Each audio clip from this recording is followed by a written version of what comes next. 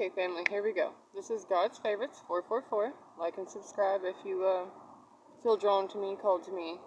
I am something like a lighthouse, but I am also strange. Like, I know I'm strange. So, join me, the lovable misfit. I will gladly welcome you into the cool kids circle. I hope that you do have friends. I hope that you do have people and you don't feel lonely for the holidays. But if you do, it's a part of the human condition.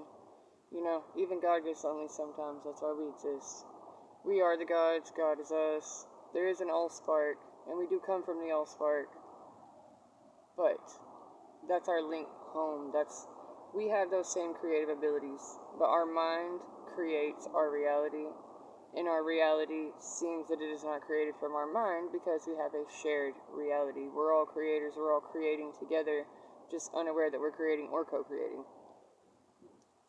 The secret sauce is not feeling like you're a victim to it, but knowing that you're a part of it. The co-creation is you creating along with the creator. What's best for you? We all have an original blueprint, a template that's laid out for our life to unfold in the way that it is needed for our soul's growth.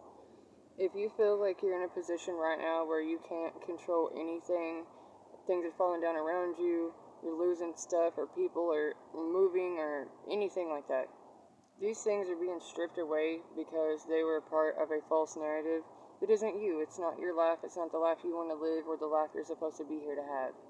If it causes you stress or friction or pain, it's not going to be your forever place. It's not going to be your forever thing. Those things will get removed from you so that you can feel how heaven feels. We are in the most beautiful place in the galaxy. The only home we have, but the one we chose also, the one our soul would choose to go to repeatedly because this is where we love to be. These are the people we love to be with. These are the landscapes we like to see, the pets we like to have, the experience that we want to have. There are problems with being a spirit in a body. There's limits. You feel limited. You feel restricted and trapped sometimes because you know you could do more. You know you could move faster. You know you could speak well. You know that you have something to say, but you don't know who would want to hear it or who's supposed to hear it. Trust in the process. Believe that you're living in your purpose. Start living in your purpose. Start doing things that reflect how you see yourself, not how you think others see you. Our feelings create our visual world. And when you have your emotions manipulated, your five senses assaulted on a constant basis, it's hard to discern what is you and what is them, what is suggested to you versus what is coming from you, from within you. We all have an internal compass, but that compass could be blocked or distorted due to outer circumstances. It's hard to look around at your longtime friends group or your family members and start saying, we're not the same, or you don't have to tell them we're not the same, but say they're negative or they're harsh or they're hostile and you don't feel that way. The conflict makes you feel sick, or it makes your head hurt, or it drains you. Those are the things that let you know you shouldn't be around that energy. It's not your energy. It's taken away from your energy. You have to conserve your energy and slowly but surely back away from it. Family members are harder. A lot of us have family members that have always been around and do understand us, but it doesn't mean we match. It doesn't mean that our path is their path, or that they want to go where we would go. Where we want to go might make them uncomfortable. Where they are might be making us uncomfortable, or holding us back, or stopping us from something. A sense of familiarity causing us not to go into the unknown, which is where we're being called to go. If you're seeing me, this is a direct phone call from Source asking you to answer your phone, to move into your new position, to trust yourself, to know that these gifts you've had. I've been weird all my life. People have always told me I'm weird. No matter how much they like me, no matter how much they want to be my friend, it's because there's something that they'll gain from being around me, something that they can learn, or something that, a door that'll be open that they weren't going to open otherwise. That's taxing. That's taxing. I can offer to them what they can't offer to me, and I know a lot of you have been through that. A lot of you. Most. where we're going is not where we've been, so don't worry about that. Don't let the past be the thing that keeps telling you that you're not right.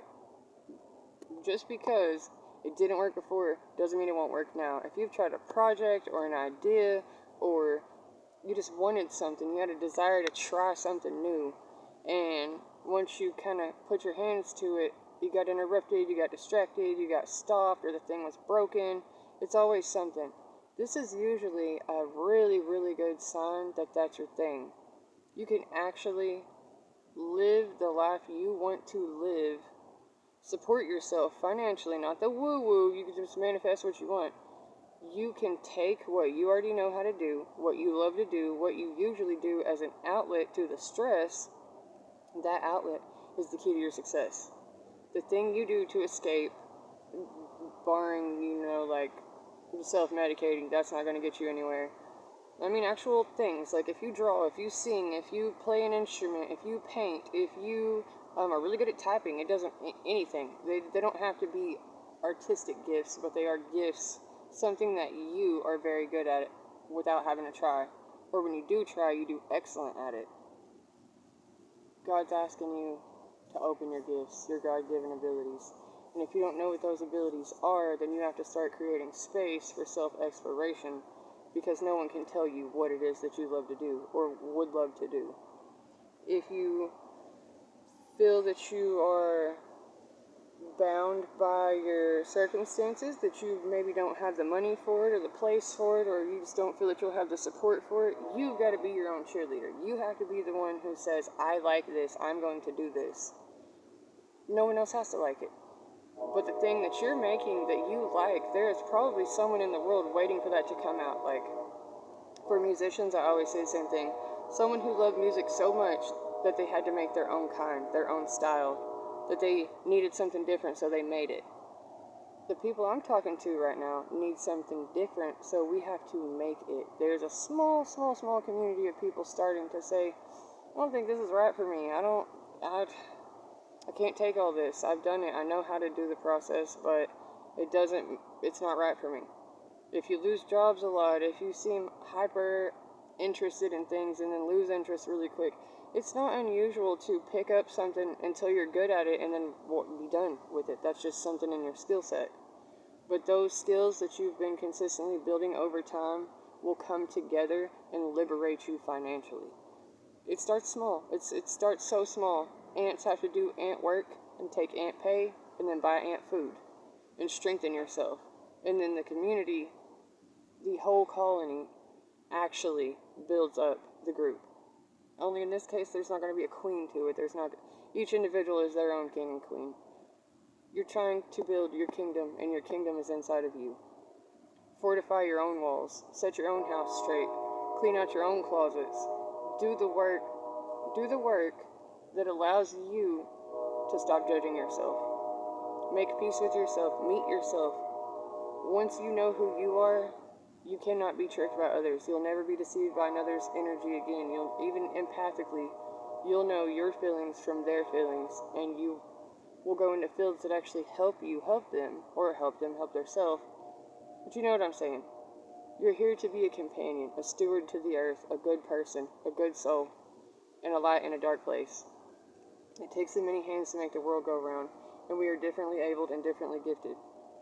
We have to cultivate a sense of understanding and a sense of trust again, because these things that we've been worried about, I'm not saying they don't matter. They definitely matter. They are affecting us all. But the politics, the war, the scandalous news, the scare tactics, all the time, that can't be the only world we live in. If that's what we're all focused on, then that's the world we'll be living in. If we're terrified that biblical prophecy is coming true and we're all going to die because it's an apocalypse, then we will actually create that. Their suggestion will cause us to believe and create that. That's the false narrative. We don't need that. We need something smarter, calmer, more logical. We don't have to tear everything we've already built down. We just need to use what we have better. We need responsible people in the places that are supposed to help.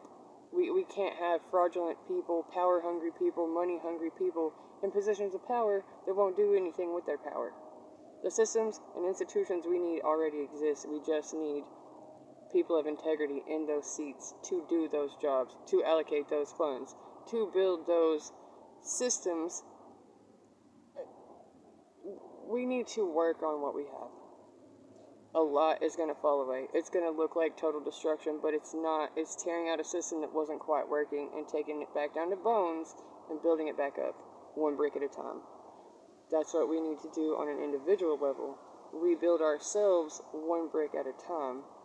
You may not be able to go the place you want right now. You may not have the money that you feel that you need right now. Take a look around. As close in your day-to-day life. If you want to make a major change, it starts with the idea first. It starts in here first.